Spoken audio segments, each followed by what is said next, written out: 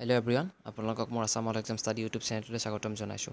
আগন্তুক আহি থকা দিনবোৰত হ'ব লগা ADRE third grade, fourth grade আৰু লগতে হ'ব লগা আছাম পুলিচৰ এক্সামসমূহৰ সম্ভাৱনীয় কুৱেশ্যনৰ ওপৰত আজি মই ভিডিঅ'টো আপোনালোকৰ মাজলৈ লৈ আহিছোঁ। ইয়াৰ পৰা আপোনালোকৰ এক্সামবিলাকত যথেষ্টখিনি সহায় হ'ব আৰু বিভিন্ন ধৰণৰ কুৱেশ্যন কমন থাকিব। মাত্ৰ আপোনালোকে ভিডিঅ'টো স্কিপ নকৰাকৈ শেষলৈকে চাওক। তেন্তে ব'লক আজি ভিডিঅ'টো আমি আৰম্ভ কৰোঁ। The first question is, in addition to Assamese, which other language from the state is included in the 8th schedule of the Indian Constitution? অসমীয়াৰ উপৰিও ৰাজ্যৰ পৰা আন কোনটো ভাষা ভাৰতীয় সংবিধানৰ 8 অনুসূচীত অন্তৰ্ভুক্ত? ইয়াৰ অপশ্যনসমূহ হ'ল অপশ্যন নং A Rabha, B Karbi, C Mising, D Bodo. আৰু ইয়াৰ শুদ্ধ উত্তৰ হ'ল অপশ্যন নং ডি বড়ো। অৰ্থাৎ অসমীয়াৰ উপৰিও বড়ো ভাষাক ভাৰতীয় সংবিধানৰ 8 অনুসূচীত অন্তৰ্ভুক্ত কৰা হৈছে। Next question, when did Bengali was made as the official language of Assam? Bangla ভাষাক কেতিয়া অসমৰ চৰকাৰী ভাষা বনোৱা হ'ল? ইয়াৰ অপশ্যনসমূহ হ'ল অপশ্যন নং এ 1936, বি 1836, চি 1879, ডি 1897। আৰু ইয়াৰ শুদ্ধ উত্তৰ হ'ল অপশ্যন নং বি 1836। অৰ্থাৎ বাংলা ভাষাক অসমৰ চৰকাৰী ভাষা হিচাপে বনোৱা হৈছিল 1837 চনত। Next question, who among the following publish the economic survey of India? নিম্নলিখিত কোনটো সংস্থাই ভাৰতবৰ্ষৰ অৰ্থনৈতিক সমীক্ষা ইকনমিক ছাৰ্ভে অফ ইণ্ডিয়া প্ৰকাশ কৰে? ইয়াৰ অপশ্যনসমূহ হ'ল অপশ্যন নং A national development council, B Indian statistical institute, C institute of finance, D ministry of finance. আৰু ইয়াৰ শুদ্ধ উত্তৰ হ'ল অপশ্যন নং ডি মিনিষ্ট্ৰী অফ ফাইনেন্স। অৰ্থাৎ মিনিষ্ট্ৰী অফ ফাইনেন্সে ভাৰতবৰ্ষৰ অৰ্থনৈতিক সমীক্ষা প্ৰকাশ কৰে। Next question, in which of the following economics all productive resources are own and control by the government? নিম্নলিখিত কোন শ্ৰেণীৰ অৰ্থনীতিত উৎপাদনশীল সকলো সম্পদৰ মালিকী স্বত্ব নিয়ন্ত্ৰণত চৰকাৰৰ হাতত থাকে? ইয়াৰ অপশ্যনসমূহ হ'ল অপশ্যন নং A socialist, B mix, C capitalise, D dual. আৰু ইয়াৰ শুদ্ধ উত্তৰ হ'ল অপশ্যন নং এ ছ'চিয়েলিষ্ট। অৰ্থাৎ সামাজিক শ্ৰেণীৰ অৰ্থনীতিত উৎপাদনশীল সকলো সম্পদৰ মালিকী স্বত্ব নিয়ন্ত্ৰণ চৰকাৰৰ হাতত থাকে। Next question, in which of the following location was the Quit India movement launch by Mahatma Gandhi in the year 1942? নিম্নলিখিত কোনটো স্থানত মহাত্মা গান্ধীয়ে 1942 চনত ভাৰত ত্যাগ আন্দোলন আৰম্ভ কৰিছিল?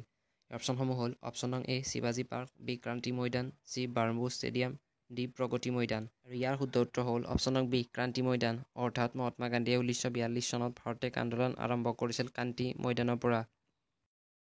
Next question, the author of Asomiya Sahitya Buranji is? অসমীয়া সাহিত্য বুৰঞ্জীৰ লেখক হ'ল? ইয়াৰ অপশ্যনসমূহ হ'ল অপশ্যন নং A Nathan Brown, B Jatindranath Deura, C Debendranath Bezbaroa, D Gunabhiram Barua. আৰু ইয়াৰ শুদ্ধ উত্তৰ হ'ল অপশ্যন নং চি দেৱেন্দ্ৰনাথ বেজবৰুৱা। অৰ্থাৎ অসমীয়া সাহিত্য বুৰঞ্জীৰ লেখক হ'ল দেৱেন্দ্ৰনাথ বেজবৰুৱা।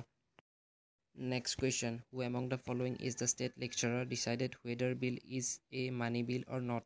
তলৰ কোনে সিদ্ধান্ত লয় যে বিলখন মানি বিল হয় নে নহয়? ইয়াৰ অপশ্যনসমূহ হ'ল অপশ্যন নং A speaker of legislative assembly, B chief minister, C chairman of legislative council, D leader of major party. আৰু ইয়াৰ শুদ্ধ উত্তৰ হ'ল অপশ্যন নং A speaker of legislative assembly. অৰ্থাৎ বিধানসভাৰ অধ্যক্ষই বিল এখন মানি বিল হয় নে নহয় সেয়া সিদ্ধান্ত লয়। Next question, river Brahmaputra after entering Bangladesh is known by which of the following names? Brahmaputra নদী বাংলাদেশত প্ৰৱেশ কৰাৰ পিছত তলৰ কোনটো নামেৰে জনা যায়? ইয়াৰ অপশ্যনসমূহ হ'ল অপশ্যন নং A Lachit, B Padma, C Jamuna, D Kaliganga. আৰু ইয়াৰ শুদ্ধ উত্তৰ হ'ল অপশ্যন নং চি যমুনা। অৰ্থাৎ ব্ৰহ্মপুত্ৰ নদী বাংলাদেশত প্ৰৱেশ কৰাৰ পিছত ইয়াক যমুনা নামেৰে জনা যায়। Next question, to protect the Indian Tigers project tiger was launch in the ইয়াৰ? ভাৰতীয় বাঘক সুৰক্ষা দিবলৈ কোনটো বছৰত প্ৰজেক্ট টাইগাৰ আৰম্ভ কৰা হৈছিল? ইয়াৰ অপশ্যনসমূহ হ'ল অপশ্যন নং এ 1971, বি 1973, চি 1977, ডি 1991। আৰু ইয়াৰ শুদ্ধ উত্তৰ হ'ল অপশ্যন নং বি 1973। অৰ্থাৎ ভাৰতীয় বাঘক সুৰক্ষা দিবলৈ 1973 চনত প্ৰজেক্ট টাইগাৰ আৰম্ভ কৰা হৈছিল। নেক্সট কুৱেশ্যন, খেৰাই পূজা ইজ পাৰফৰ্ম বাই? খেৰাই পূজা কোনে পৰিৱেশন কৰে? ইয়াৰ অপশ্যনসমূহ হ'ল অপশ্যন নং A Kachari, B Assamese, C Bodo, D Mising. আৰু ইয়াৰ শুদ্ধ উত্তৰ হ'ল অপশ্যন নং চি বড়ো। অৰ্থাৎ খেৰাই পূজা বড়ো জনজাতিৰ লোকসকলে পৰিৱেশন কৰে। Next question, what was the real name of Chilarai? চিলাৰায়ৰ প্ৰকৃত নাম কি আছিল? ইয়াৰ অপশ্যনসমূহ হ'ল অপশ্যন নং A Naranarayan, B Mahashakti, C Sukladhwaj, D Malladev. আৰু ইয়াৰ শুদ্ধ উত্তৰ হ'ল অপশ্যন নং চি শুক্লধ্বজ। অৰ্থাৎ চিলাৰায়ৰ প্ৰকৃত নাম আছিল Shukladhwaj. Next question, which of the following state is known as the Kohinoor of India? তলৰ কোনখন ৰাজ্য ভাৰতৰ কোহিনুৰ বুলি জনা যায়? ইয়াৰ অপশ্যনসমূহ হ'ল অপশ্যন নং এ অন্ধ্ৰপ্ৰদেশ, বি কেৰেলা, চি মধ্যপ্ৰদেশ, ডি ৰাজস্থান। আৰু ইয়াৰ শুদ্ধ উত্তৰ হ'ল অপশ্যন নং এ অন্ধ্ৰপ্ৰদেশ। অৰ্থাৎ অন্ধ্ৰপ্ৰদেশ ৰাজ্যক ভাৰতৰ কোহিনুৰ বুলি জনা যায়। Next question, the idea of preamble has been brought in Indian constitution from the constitution of? ভাৰতীয় সংবিধানত প্ৰস্তাৱনা ধাৰণাটো কোন সংবিধানৰ পৰা লোৱা হৈছে? ইয়াৰ অপশ্যনসমূহ হ'ল অপশ্যন নং A Italy, B Canada, C France, D USA। আৰু ইয়াৰ শুদ্ধ উত্তৰ হ'ল অপশ্যন নং ডি USA, অৰ্থাৎ ভাৰতীয় সংবিধানৰ প্ৰস্তাৱনাৰ ধাৰণাটো USAৰ সংবিধানৰ পৰা লোৱা হৈছে। Next question, the biography of Padmanath Gohainbarua is. Padmanath গোহাঁইবৰুৱাৰ জীৱনীখন হৈছে। ইয়াৰ অপশ্যনসমূহ হ'ল অপশ্যন নং এ মোৰ আত্মজীৱনী, বি মোৰ সোঁৱৰণী, চি মোৰ জীৱন গাথা, ডি মোৰ এটা সপোন আছে। আৰু ইয়াৰ শুদ্ধ উত্তৰ হ'ল অপশ্যন নং বি মোৰ সোঁৱৰণী, অৰ্থাৎ পদ্মনাথ গোহাঁইবৰুৱাৰ জীৱনীখন হৈছে মোৰ সোঁৱৰণী।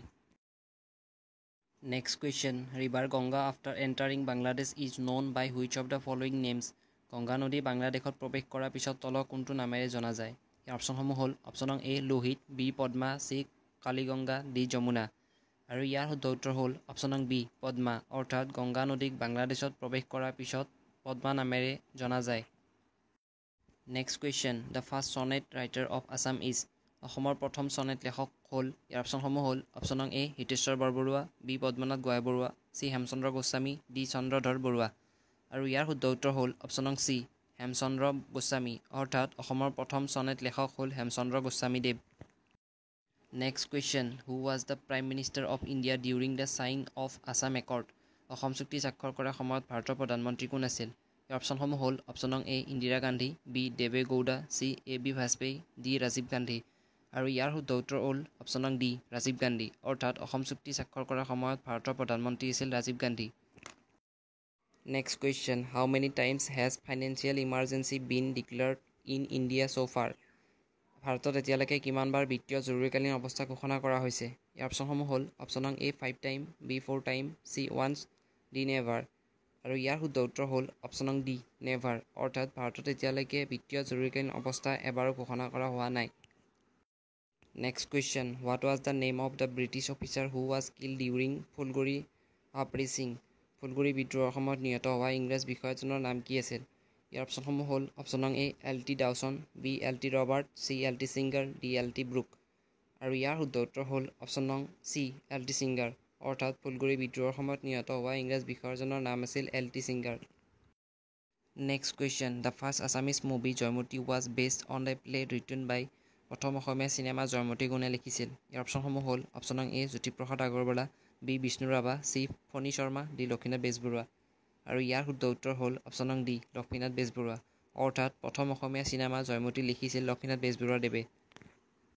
Next question, who has been awarded the Sati Sadhini award of 2023। কোনে 2023 চনৰ সতী সাধিনী বঁটা লাভ কৰিছে।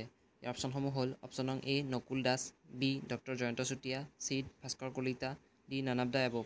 আৰু ইয়াৰ শুদ্ধ উত্তৰ হ'ল অপশ্যন নং বি ডক্টৰ জয়ন্ত চুতীয়া, অৰ্থাৎ 2023 চনৰ সতী সাধিনী বঁটা লাভ কৰিছে ডক্টৰ জয়ন্ত চুতীয়াই।